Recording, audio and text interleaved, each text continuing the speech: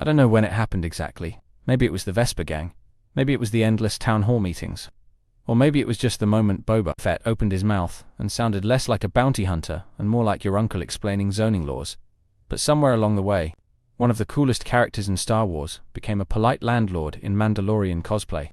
Now don't get me wrong, I love the idea of character growth, redemption arcs, quiet reflection, all that good stuff. But when the galaxy's most feared bounty hunter gets punked by a couple of teenagers on hover scooters and then invites them to live in his palace rent-free, I start wondering if someone swapped his helmet for a therapy crystal. It's wild, because this guy survived the Sarlacc pit. You'd think that would qualify you to at least throw a punch without pulling a muscle. But no. Instead we get Boba Fett trying to run a neighborhood watch, avoiding conflict like it's a parking ticket, and making deals with crime lords like he's networking on LinkedIn. The tone of this show is like if The Godfather took a break from mafia drama to focus on pothole repairs and community outreach.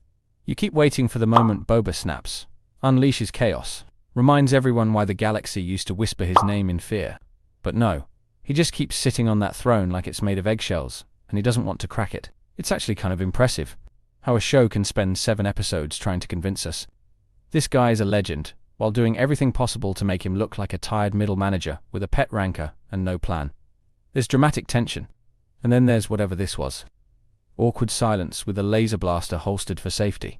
In this video, we're going deep into how the Book of Boba Fett managed to take one of the most mysterious and feared figures in the galaxy and turn him into the galaxy's most patient HR rep.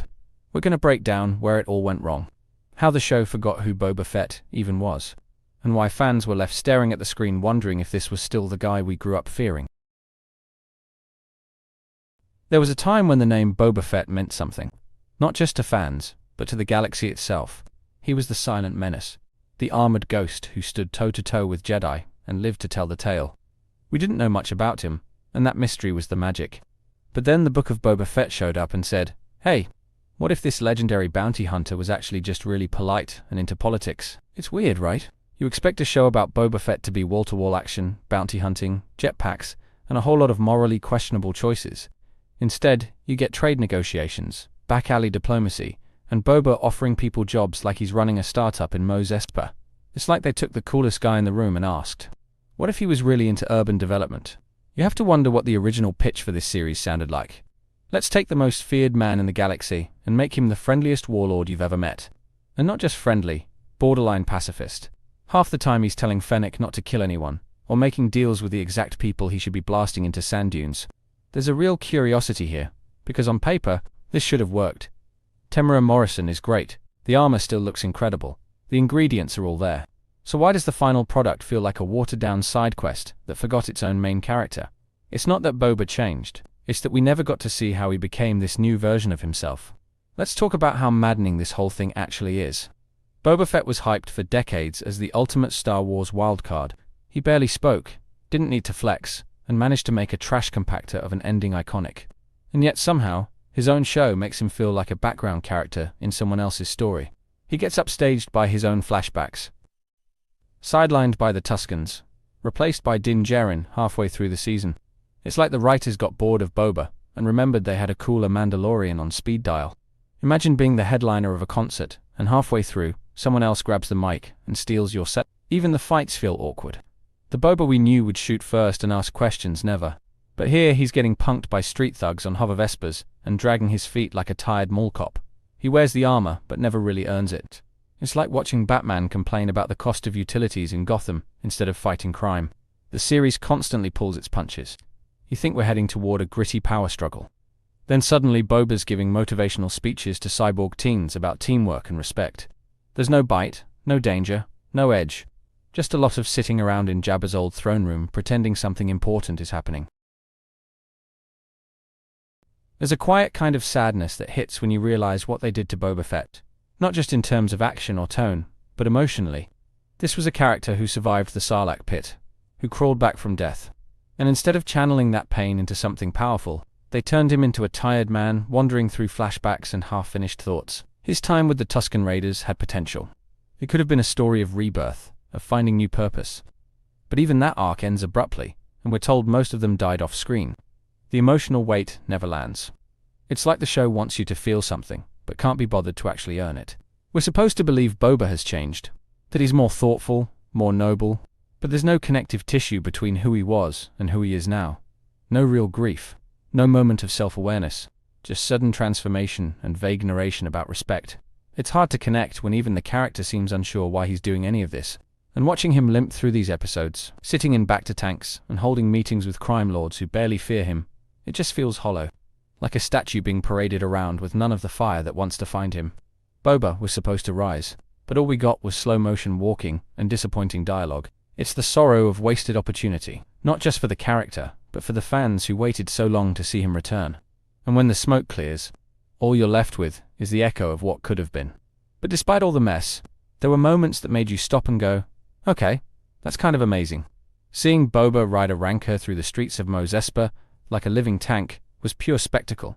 It was ridiculous, over the top, and honestly exactly the kind of madness this show needed more of. There's something inherently cool about the legacy of Boba Fett, the armor, the jetpack, the cold stare behind the visor. That iconic silhouette standing against a twin sunset still hits hard. Star Wars has always thrived on visual mythology, and Boba, whether he earned it or not, was a symbol of everything sleek and dangerous about the galaxy's underworld. And even when the show stumbled, there were flashes of brilliance. The score gave him weight, the flashbacks almost worked, and Morrison brought a weathered gravitas to the role that felt authentic. He just needed a script that trusted him to be more than a mellow mayor of Tatooine. Here's the thing about icons. You can knock them down, twist them around, and even fumble their comeback, but their legacy never fully dies. Boba Fett may have stumbled hard in this show, but the core of what made him great still exists beneath the sand and bad writing. Fans haven't let go of him. Not really. They filled in the gaps with comics, games, and headcanon that actually honors who he is. You go to a convention, and there are still 100 Bobas walking around in armor that mean something.